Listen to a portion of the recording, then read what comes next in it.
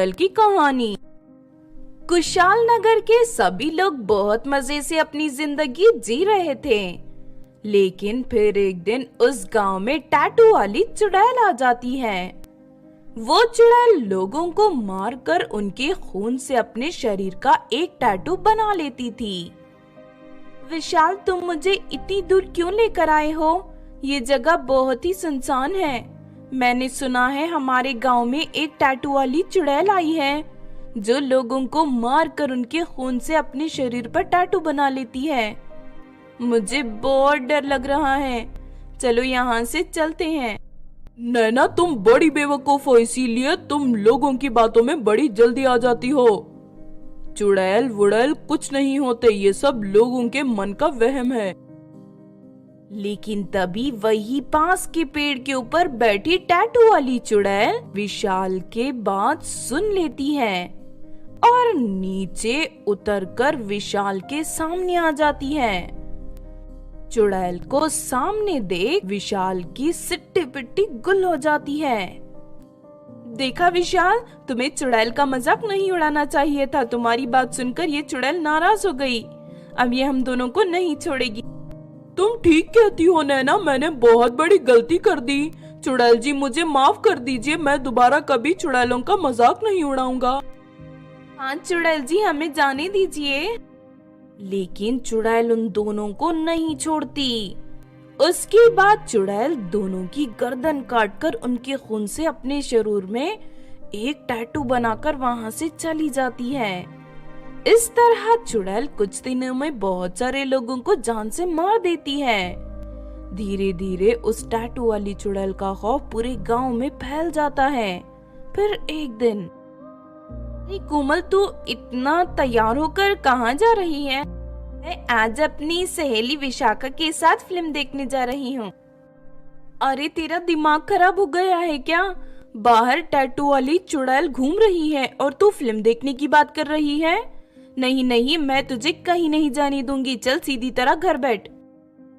इतना कहकर कोमल की माँ उसे उसके कमरे में बंद कर देती है। मेरी माँ बुढ़ापे में बिल्कुल सठिया गई है। जब देखो तब बिना बात के मुझ पर हुक्म चलाती रहती है। लेकिन मैं कोई छोटी बच्ची नहीं हूँ। चाहे कुछ भी हो, मैं आज फिल्म देखने जरूर जाऊंगी। इसके बाद कोमल अपने कमरे की खिड़की से कूदकर बाहर चली जाती है। कोमल अपनी सहेली विशाखा के घर की ओर जा ही रही थी, तभी रास्ते में उसे टैटू वाली चुड़ैल मिल जाती है। अरे नहीं, ये तो टैटू वाली चुड़ैल है। हे भगवान, अब मैं क्या करूं? कोमल वहां से भागने की कोशिश करती है, लेकिन टैटू वाली चुड़ैल उसे पकड़ लेती है। उसके बाद वो चुड़ैल अपने बड़े बड़े नुकीले नाखूनों से कोमल के सीने को चीर कर उसे मार देती है। फिर हमेशा की तरह चुड़ैल कोमल के खून से अपने बदन पर टैटू बनाकर वहां से चली जाती है।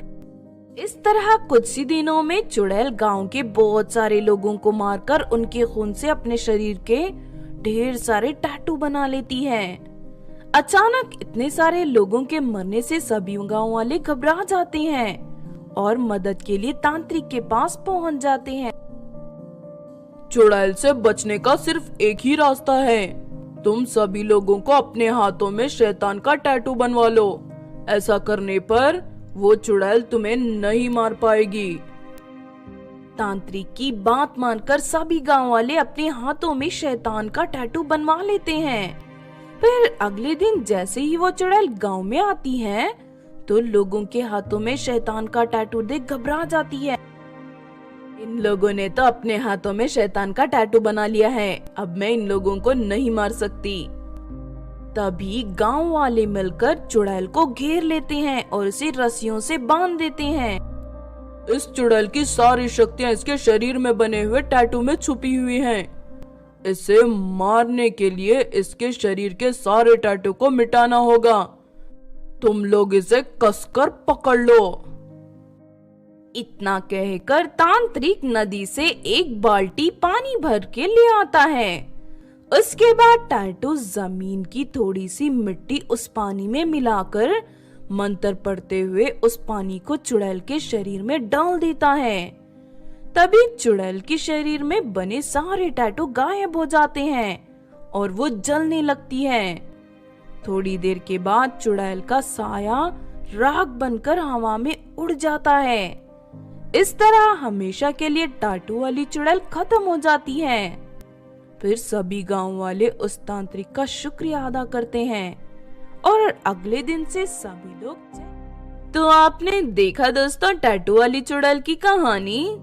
इस कहानी से हमें ये सीख मिलती है कि टैटू वाली चुड़ैल की तरह हमें कभी भी कोई बुरा काम नहीं करना चाहिए, क्योंकि ऐसे लोगों का अंत हमेशा बुरा होता है। अगर ये कहानी आपको अच्छी लगी हो तो जरूर लाइक करें और हमारे चैनल छोटू टीवी को सब्सक्राइब भी कर लें। और हाँ दोस्तों, हमें कमेंट करके जरूर बताना कि आपको कहानी कैसी लगी।